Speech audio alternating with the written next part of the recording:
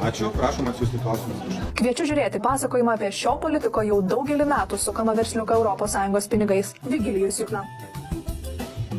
Varteliai užrakinti, jokios iškabos įmonės ant namo nėra, bet būtent šiame Vigilijaus Jukno šeimos name Kaune yra registruota jam priklausanti viešoji įstaiga mokslinės paslaugos. Ta pati, kuri šiuo metu organizuoja ūkininkų mokymus pagal 2 ES projektus, o jų vertė beveik 300 000 eurų. Tam, kad projektai būtų įgyvendinti, o pinigai išmokėti, įstaiga turi surengti apie 200 mokymų ir suteikti net 3000 štai tokių kvalifikacijos kėlimo pažymėjimų ūkininkams per maždaug 2 metus.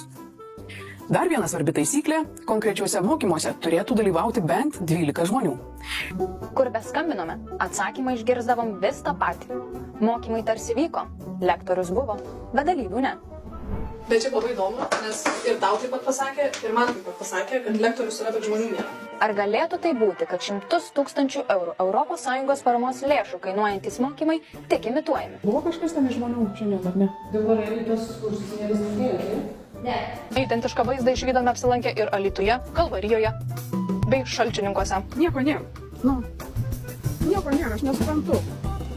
Viešąją įstaigą mokslinės paslaugos Vigilijus Jukna įsteigė dar 2009-aisiais ir iki šiol yra jos vienintelis dalininkas. Aš tiesiog įkūriau viešą įstaigą, kuri daugiau dalyvauja tokiai projektiniai veikloje, vykdome įvairius mokymus. Įstaigos pajamos pašoko iki 100 000 sumų, nors iki tol 5 metus įstaiga gyvavo be pajamų. Tiesiog jūs esate taip pat ir akcininkas viešai mokslinės paslaugos. Tai trumpai tiesiog norėtumėm išgirsti, kodėl auditorijos ūkininkų yra tuščias, nors 100 000 ES parama gauta.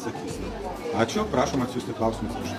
Kai raštu klausėme apie galbūt klastojimus mokymus, Vigilijus Jukna pasakė, kad svarbiau yra, kaip ūkininkai žinias panaudoja praktikoje, o ne formalūs mokymų reikalavimai.